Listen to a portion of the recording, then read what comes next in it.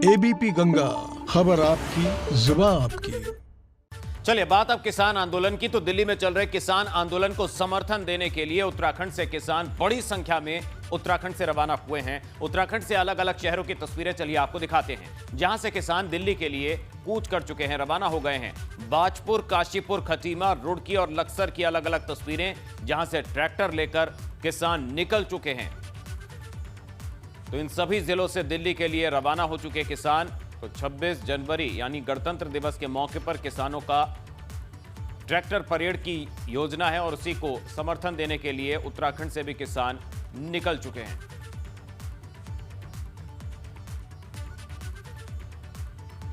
वहीं कृषि कानून के विरोध में दिल्ली के बॉर्डर पर किसानों का धरना जारी है। गणतंत्र दिवस के मौके पर किसान बड़े आंदोलन की तैयारी कर रहे हैं। आंदोलन में शामिल होने के लिए काशीपुर से किसान बड़ी संख्या में रवाना हुए।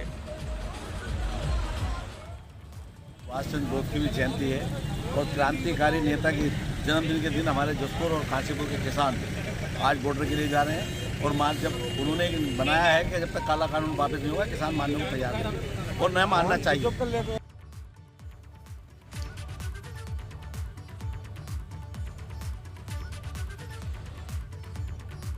तो बाजपुर से सैकड़ों की तादाद में किसान ट्रैक्टर लेकर केंद्र सरकार द्वारा पारित किए गए कृषि कानून के विरोध में दिल्ली के लिए रवाना हुए। इस दौरान किसानों ने 26 जनवरी को दिल्ली में ट्रैक्टर रैली निकालने की बात कही है।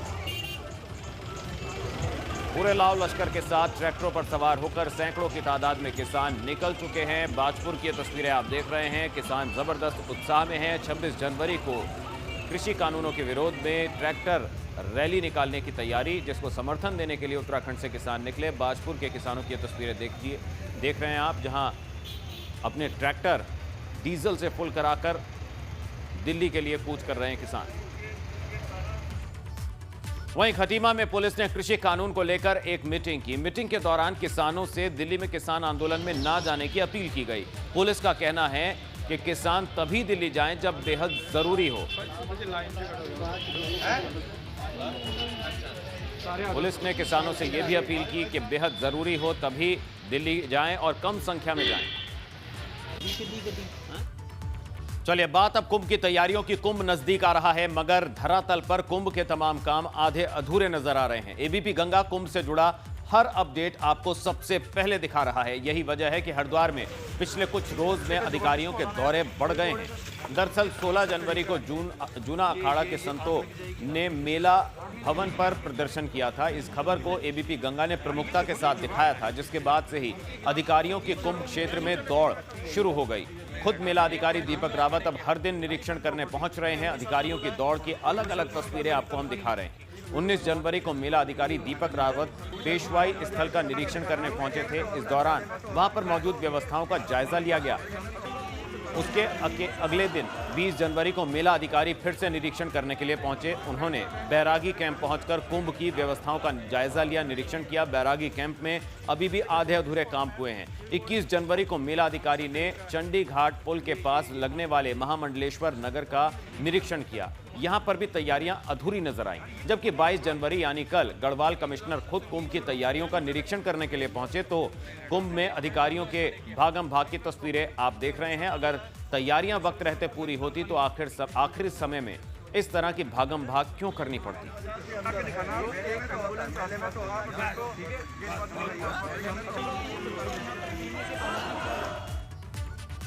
हरिद्वार महाकुंभ को लेकर अधिकारियों के कामों में अब तेजी दिखने लगी है। अधिकारी खुद धरातल पर आकर निरीक्षण कर रहे हैं। आजकल मेला अधिकारी दीपक रावत खुद कामों की समीक्षा के लिए फील्ड में दौड़ भाग कर रहे हैं। और तो और अब शासन के अधिकारी भी हरिद्वार के चक्कर काटने लगे हैं। कुंभ के अधूरे कामों को लेकर एक तरफ विपक्षी पार्टी कांग्रेस सरकार और मेला प्रशासन को घेर रही है, तो वहीं संत भी नाराज हैं। दिन में यहाँ से पैदल देखिए, कुंभ एक बहुत बड़ा इवेंट होता है। उसके लिए तैयारी, बजट, दोनों चीज़ें समय से हो जानी चाहिए। लेकिन इस बार तैयारी तो मुझे कहीं ऐसी दिखती नहीं जो हुई हो। और बजट एलोकेशन जो है उसमें भी बहुत देर की है सरकार ने। और आज की तारीख जब हम बात कर रहे हैं, तब तक भी जितनी उम्मीद थी और जितने दावे किए गए थे उसका शायद चौथाई भी बजट यहाँ नहीं पहुँच पाया।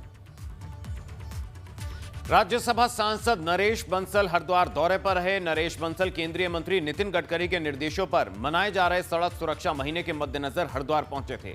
राज्यसभा सांसद नरेश बंसल ने हरिद्वार में सड़क सुरक्षा से संबंधित सभी विभागों के अधिकारियों के साथ विशेष बैठक की और अधिकारियों के सुझाव को जाना। इस दौरान बैठक में मौजूद अधिकारियों ने राज्यसभा सांसद को कई जानकारियां उपलब्ध कराई।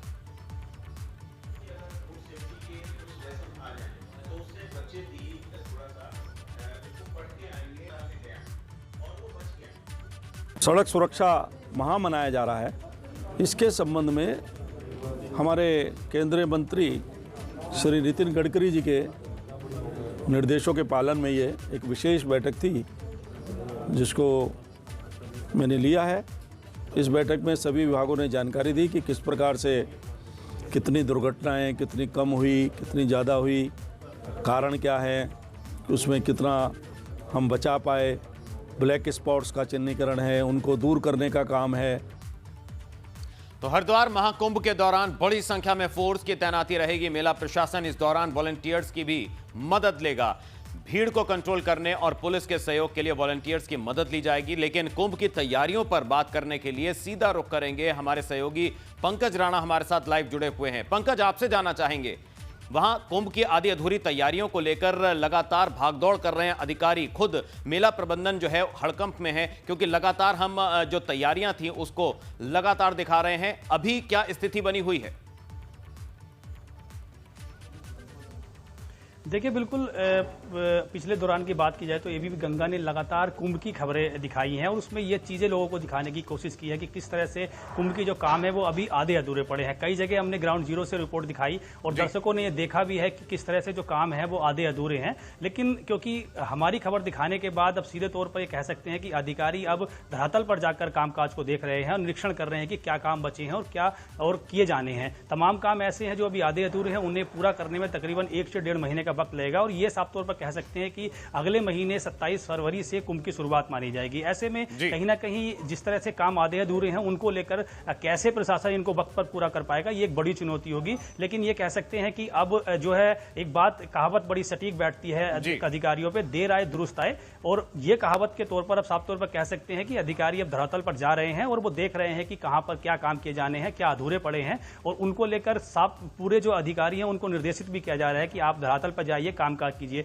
पिछले दौरान मेलाधिकारी पिछले 4 दिनों से लगातार अलग अलग जगह पर गए, उन्होंने व्यवस्थाएं देखी लेकिन व्यवस्थाएं पर्याप्त नहीं। टेंटों की व्यवस्था की जानी है संतों के लिए, उसके साथ साथ पानी की व्यवस्था की जानी है, लाइटिंग की व्यवस्था की जानी है, अस्थायी तौर पर शौचालय बनने हैं। कई पुल ऐसे हैं जिनका अभी तक निर्माण नहीं हुआ है, वहां पर आवाजाही होगी तो फिर किस आधार पर होगी। तमाम चीजें ऐसी हैं जो अभी पूरे नहीं हुए हैं। कुल मिलाकर कह सकते हैं कि कुंभ के जो काम है वो अभी 60% पूरे हुए हैं और 40% अभी 1 महीने के अंदर अधिकारियों को पूरे करने होंगे। अब ये सवाल खड़ा होता है कि इतने कम समय में अधिकारी इन कामों को कैसे पूरा करेंगे। जी बिल्कुल पंकज, बहुत बहुत शुक्रिया आपका इस तमाम जानकारी के लिए, हमारे साथ जुड़ने के लिए। तो उम्मीद करनी चाहिए कि अब देर आए दुरुस्त वाले अंदाज में अधिकारी लगातार भागदौड़ कर रहे हैं और निरीक्षण कर रहे हैं। अब देखना होगा कि ये काम जो बाकी अधूरे रह गए हैं वो कब तक पूरे होते हैं।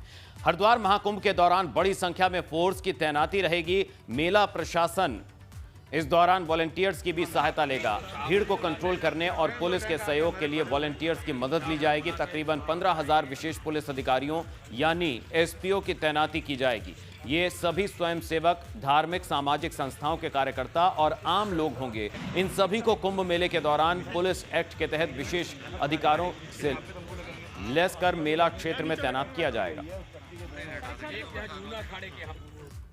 जनता के ऐसे एक्टिव व्यक्ति जो कि स्पेशल पुलिस ऑफिसर के रूप में हमारे पास उत्तराखंड पुलिस एक्ट के तहत वो प्रावधान भी है कि हम स्पेशल पुलिस ऑफिसर रख सकते हैं, तो उनका सहयोग विशेष रूप से शाही स्नान में और मुख्य स्नान में लिया जाएगा ताकि हमारा जो फोर्स, क्योंकि करोड़ों की भीड़ में जो फोर्स हमारे पास 15-20 हज़ार की वो भी कम लगती है, तो ऐसे में पब्लिक के लोग भी पुलिस वालों की तरह कार्य करते हुए कंधे से कंधा मिला करके हमारा सहयोग करते हुए जो हमारे दायित्व को पूरा करने में अपना सहयोग देंगे।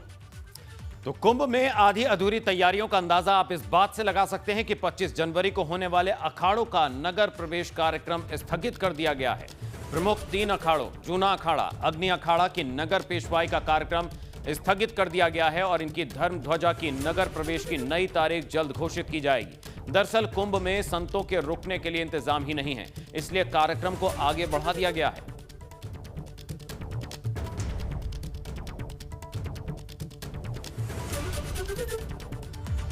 तो कुंभ के दौरान आने वाले श्रद्धालुओं की भारी संख्या को देखते हुए भी उत्तराखंड परिवहन निगम भी अतिरिक्त बसें चलाने पर विचार कर रहा है। कुंभ के दौरान हरिद्वार के लिए तकरीबन 200 से अधिक बसें चलाई जाएंगी। इसके लिए परिवहन निगम ने शासन को प्रस्ताव भी भेज दिया है और माना जा रहा है कि शासन स्तर से जल्द ही निगम को इसकी अनुमति मिल जाएगी। अलग अलग रूटों की तमाम बसों को कुंभ के दौरान हरिद्वार में लगाया जाएगा ताकि देश के दूसरे राज्यों से यात्री आसानी से हरिद्वार कुंभ में पहुंच सकें। जब हमारा कुंभ अभी जब नोटिफिकेशन होगा, जो हमारे शाही स्नान करवाएंगे उसमें हम एक्स्ट्रा बसेस की तैयारी करेंगे। परिवहन निगम, उत्तराखंड परिवहन निगम अपने भी जो अपने डिपोज है, दूसरे डिपोज हैं, वहाँ से भी बसेस मंगाएंगे। और ज़्यादा ज़रूरत पड़ती है तो जो पड़ोसी हमारे दूसरे राज्य हैं, अन्य राज्य जैसे हिमाचल, पंजाब, हरियाणा, राजस्थान, यूपी, इनसे भी बसों के संबंध में बातचीत चल रही है कि भीड़ बढ़ते हुए वहाँ से भी बसें एक्स्ट्रा मंगाई जाएंगी। तो कुंभ के लिए अतिरिक्त बसें चलाने की तैयारी और इसके लिए मांग भी की गई है। चलिए खबरों में बढ़ेंगे आगे। बद्रीनाथ धाम के पास स्थित शेष नेत्र झील कड़ाके की ठंड के बीच जम चुकी है। बद्रीनाथ धाम में सुबह शाम के तापमान में भारी गिरावट दर्ज की जा रही है, जिसके बाद यहां चारों तरफ सर्दी का सितम है। देखिए रिपोर्ट।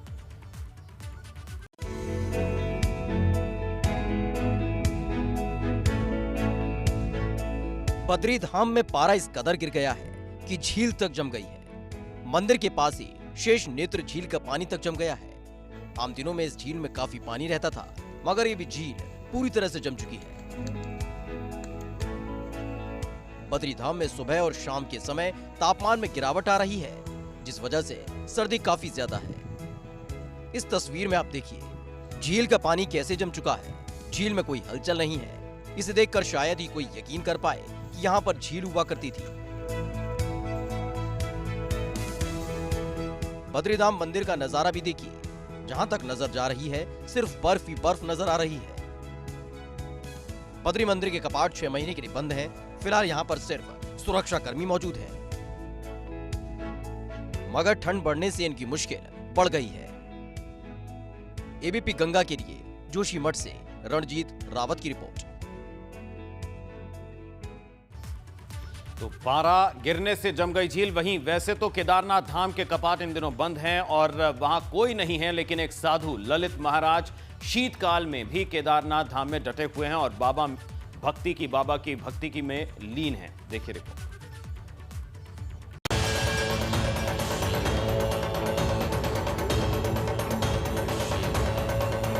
केदार धाम में एक साधु की साधना।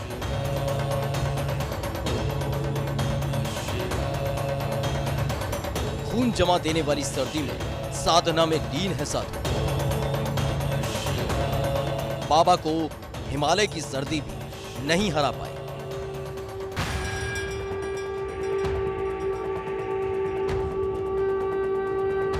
ये हैं बाबा ललित महाराज, जो इन दिनों केदार धाम में भोलेनाथ की भक्ति में लीन है। ठंड बढ़ने से केदार धाम में इन दिनों कोई नहीं है, मगर ललित महाराज केदार बाबा की साधना में लीन है।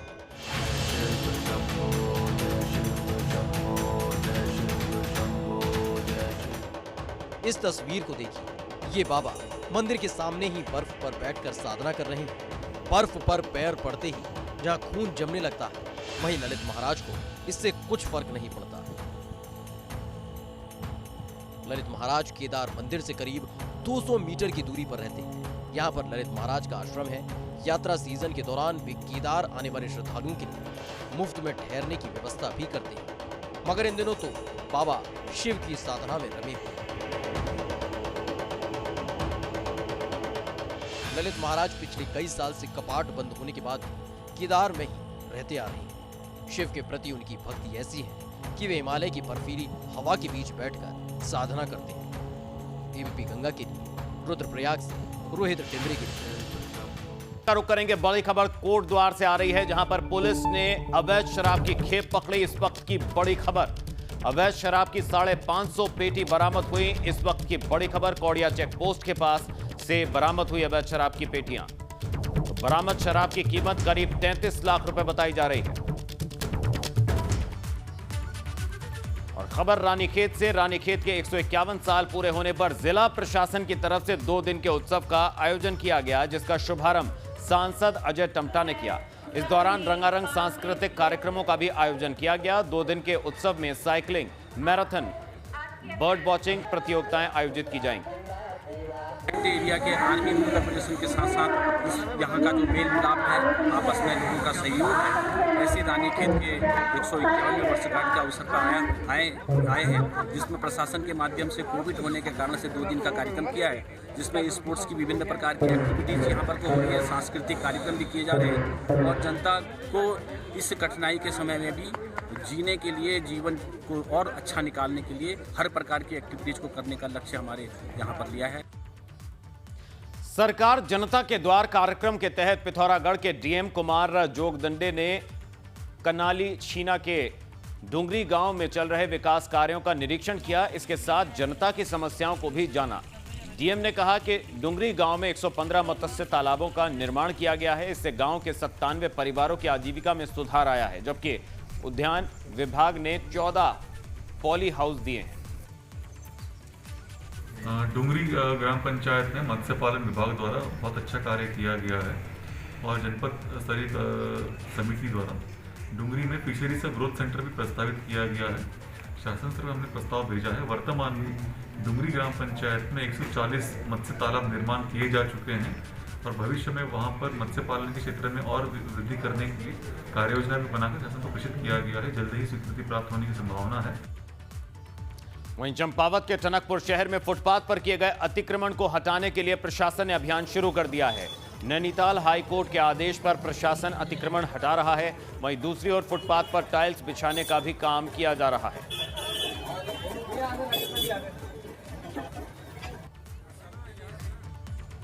बड़कोट के ऐतिहासिक तिलाड़ी स्मारक तक पहुंचने वाली सड़क की हालत खस्ताहाल है। सड़क में जगह जगह गड्ढे पड़े हुए हैं, जिस वजह से राहगीरों को आवाजाही में परेशानी होती है। ये सड़क बड़कोट स्थित हेलीपैड और ऐतिहासिक तिलाड़ी स्मारक तक पहुंचती है। इस सड़क से रोजाना बड़ी संख्या में लोग गुजरते हैं। सड़क की मरम्मत की तरफ ध्यान नहीं दिया जा रहा है। चौंकाने वाली बात तो ये है कि मोटर मार्ग को 2017 में मुख्यमंत्री की घोषणा के बाद चौड़ीकरण का काम किया गया था, जिसके लिए बजट भी मंजूर हुआ, मगर सड़क की चौड़ाई डीपीआर के मुताबिक नहीं हुई। इसमें ये शॉर्टेस्ट मार्ग जो नैनबाग, डामटा, नौगांव और बड़कोट वाला जो छूट गया था, तो मैं लगातार पीएमओ ऑफिस से अपने पत्राचार के माध्यम से उनसे जुड़ा था। आज मुझे नितिन गडकरी जी के कार्यालय के द्वारा ये बताया गया है कि इसकी डीपीआर अंतिम चरणों में है और कंसल्टेंसी जो एजेंसी है वो इसका कार्य कर रही है। वहीं यमुनोत्री नेशनल हाईवे 507 पर काशी से बड़कोट बैंड तक सड़क की हालत जर्जर है। अब तक जल्द ही इस जर्जर सड़क मार्ग की हालत बदली हुई नजर आएगी। सड़क परिवहन राजमार्ग मंत्रालय ने कालसी बड़कोट बैंड तक 98 किलोमीटर सड़क मार्ग को डबल लेन करने की योजना बनाई है। ऑल वेदर रोड की तर्ज पर भारतमाला परियोजना के तहत सड़क का निर्माण होगा। बड़कोट निवासी कपिल रावत द्वारा NHAI और PMO को भेजे गए पत्र में ये जानकारी दी। सड़क के लिए DPR कंसल्टेंट की नियुक्ति की जा चुकी है, जबकि मार्ग के चौड़ीकरण में DPR कार्य प्रगति पर है, जिसके आधार पर काम शुरू कराया जाएगा।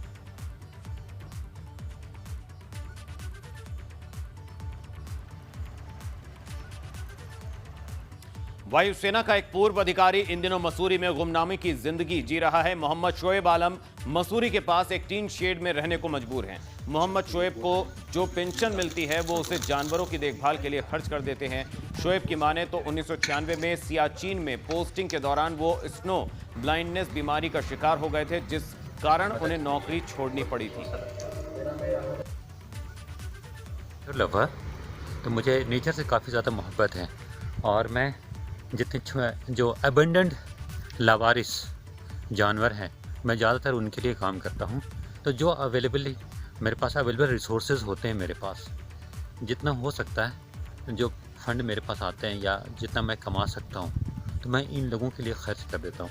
वहीं पौड़ी शहर की हर आपराधिक गतिविधि पर नजर रखने के लिए शहर के संवेदनशील क्षेत्र और बाजारों में लगाए गए सीसीटीवी कैमरे खराब हैं। खराब सीसीटीवी कैमरों को ठीक करने की जहमत नहीं उठाई जा रही है। दरअसल पूर्व सरकार के कार्यकाल में पौड़ी के पूर्व विधायक सुंदरलाल मंदरवाल ने शहर में 111 सीसीटीवी कैमरे लगवाए थे, लेकिन कुछ साल बीत जाने के बाद ही ये सीसीटीवी कैमरे एक के बाद एक खराब होते चले गए। वहीं बागेश्वर जिले में बकरियों के मरने का सिलसिला थम नहीं रहा है। इस पशुपालकों की चिंता बढ़ गई है। दरअसल जिले में श्यामा प्रसाद मुखर्जी मिशन योजना के तहत आजीविका परियोजना ने न्याय पंचायत के कई गांव में गरीब परिवारों को बकरियां दी थी और 1 महीने में ही बकरियां बीमार पड़ने लगी। ये बकरियां यूपी के जौनपुर से लाई गई थी।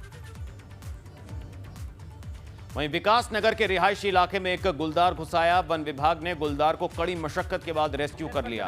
रेस्क्यू करने के बाद गुलदार को जंगल में छोड़ दिया गया।